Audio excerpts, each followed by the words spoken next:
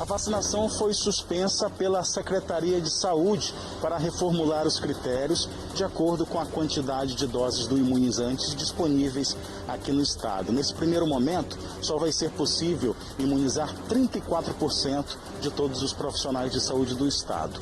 Outra situação que motivou essa suspensão da vacinação aqui em Manaus foram as denúncias de pessoas furando a fila da prioridade. Tem um caso de 2 filhas de um empresário aqui da capital que postaram fotos nas redes sociais. Elas foram nomeadas nas vésperas da campanha de vacinação e por isso o prefeito inclusive chegou a proibir a publicação de fotos nas redes sociais tomando o imunizante. No terceiro dia de vacinação contra a Covid em Salvador, além dos profissionais de saúde, também foram vacinadas pessoas com deficiência. A vacinação está distribuída em 18 pontos da cidade. Foram aplicadas até agora 8.687 doses, mas a vacinação está acontecendo de forma mais lenta do que o esperado e as doses não devem terminar essa semana. A capital baiana recebeu 42 mil doses da Coronavac.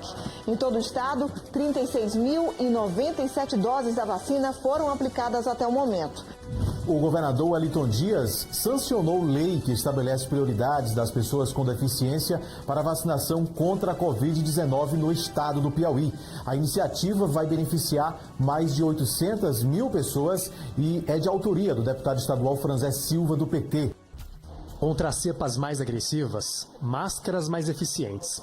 Essa é a recomendação que cresce em países europeus. À medida que o vírus se transforma, é importante que os hábitos da sociedade também evoluam. Essa é uma máscara de pano e ela não é mais aconselhada na França, por exemplo. A recomendação é usar proteção com nível hospitalar, como esta aqui. Mas alguns países foram além. Esta azulzinha aqui já não serve mais e estão exigindo agora este modelo de máscara, apelidado de bico de pato. Na região da Baviera, no sul da Alemanha, desde segunda-feira é obrigatório usar o modelo FFP2 ou similar no transporte público e no comércio. Esse, inclusive, é o modelo que a chanceler Angela Merkel mais utiliza. A vizinha Áustria seguiu o mesmo caminho. A partir da próxima semana, só esse tipo de máscara, que filtra cerca de 95% das micropartículas virais em suspensão no ar ou emitidas pela fala, será permitido no transporte público. O ponto negativo é que ela fica desconfortável no rosto e dificulta um pouco a respiração. Se alguém tentar dar aquela baixadinha na máscara lá na Bélgica, pode ser parado pelo Covid Boys. 2 amigos que perderam o emprego durante a pandemia agora vão às ruas para tentar conscientizar a população sobre a importância de se proteger. O caso aconteceu em Governador Valadares, em Minas Gerais. A menina estava grávida de gêmeos, com 14 semanas de gestação. Com autorização da Justiça, ela passou pelo procedimento de aborto na manhã dessa quinta-feira no hospital da cidade. A intervenção é permitida em casos de abuso sexual e risco à vida da gestante. Em depoimento à Polícia Civil, a criança contou que os abusos do padrasto começaram há 4 anos. A gravidez foi descoberta pela mãe há poucas semanas. O criminoso está foragido. E agora, os nossos destaques. Vacina de Oxford a caminho do Brasil. 2 milhões de doses vindas da Índia chegam hoje ao país, no final da tarde. O avião decolou do país asiático por volta das 8 horas da noite de ontem. O voo primeiro pousará no Aeroporto Internacional de Guarulhos. E em seguida, a carga será levada para o aeroporto de Galeão, no Rio de Janeiro. A expectativa do Ministério da Saúde é que a vacina produzida pelo laboratório Serum da Índia chegue à capital fluminense no começo da noite. A Anvisa se reúne hoje para decidir sobre o segundo pedido de uso emergencial da vacina Coronavac. A autorização se refere ao lote produzido no Brasil pelo Instituto Butantan, 4,8 milhões de doses. E também nesta sexta-feira, governo de São Paulo anuncia a reclassificação do estado. A região metropolitana e várias partes do interior tiveram aumento da ocupação de leitos de UTI e podem ser rebaixadas para a fase vermelha, a mais restritiva. Dupla de criminosos que roubava na mesma avenida é presa em São Paulo. Testemunhas registraram a ação dos bandidos. Os dois foram reconhecidos por uma das vítimas. Wesley de Amorim Mota foi preso e o menor que agia com ele encaminhado para a Fundação Casa. Segundo a polícia, eles aproveitavam o trânsito na região central para assaltar. Olha aí, ó, na tela do Primeiro Jornal. Os dois cercavam os veículos por causa do trânsito intenso ali na região central e aí atacavam com muita violência. E depois, olha só, aí ó, batendo inclusive no para-brisa, depois eles usavam essa viela para poder escapar. Todos os detalhes daqui a pouquinho no seu Primeiro Jornal. Quadrilha invade lotérica cheia de clientes em Salvador. O circuito de segurança flagrou a chegada dos criminosos. 4 assaltantes entram no local, rendem os apostadores e os funcionários. Os bandidos armados ameaçam e expulsam as pessoas. Correria e desespero na saída da agência. Bom dia para você, JP, para todos de casa. Dá pra gente dizer sim, porque o São Paulo, que até outro dia estava liderando, o próprio Internacional, que agora está na liderança, esses times estão derrapando rodada após rodada. O próprio Atlético Mineiro também. Então, Palmeiras e Flamengo se enfrentaram ontem no estádio Mané Garrincha, em Brasília, e dá pra gente dizer que o Flamengo levou a melhor e voltou a sonhar com muito mais força com essa possibilidade de título. Por quê? O Flamengo venceu por 2-0 e esse gol foi um gol de churrasco. Ó. Epa! Sabe quando você tá naquele churrasco, fim de ano, o cara Na tá com várzea? aquela... na várzea, o cara tá com aquela cerveja na mão e tenta chutar a bola, aí bate no companheiro, entra. Foi assim o gol do Flamengo no finalzinho da primeira etapa. E aí, no segundo tempo, o PP fez o segundo gol da equipe do Flamengo, colocando números finais no marcador. Olha essa chance que o Gabriel Menino perdeu, hein? Na marca penal, teve a possibilidade de empatar, o jogo estava 1-0 para o Flamengo, e aí o Gabriel Menino desperdiçou.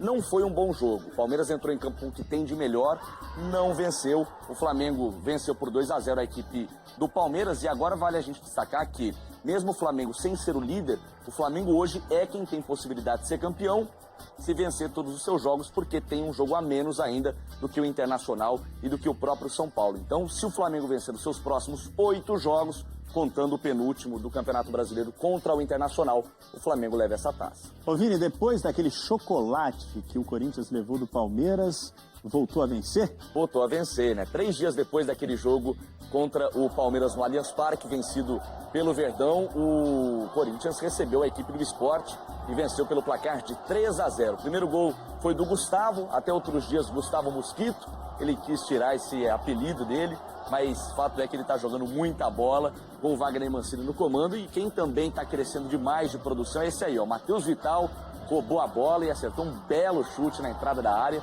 2-0 para o Corinthians, e quem voltou a marcar gols depois de muito tempo? Jô. Oba! Recebeu um passe do Fagner, que aliás é o líder de assistências do Corinthians no Campeonato Brasileiro.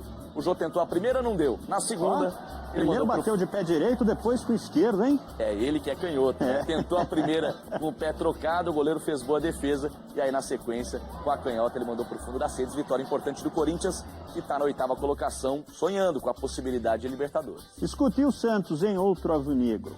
O Santos entrou em campo com um time totalmente reserva para jogar fora de casa contra o Fortaleza. O Santos até teve um pênalti a seu favor no finalzinho da primeira etapa, mas o Jean Mota perdeu. Quem não desperdiçou foi o Juninho.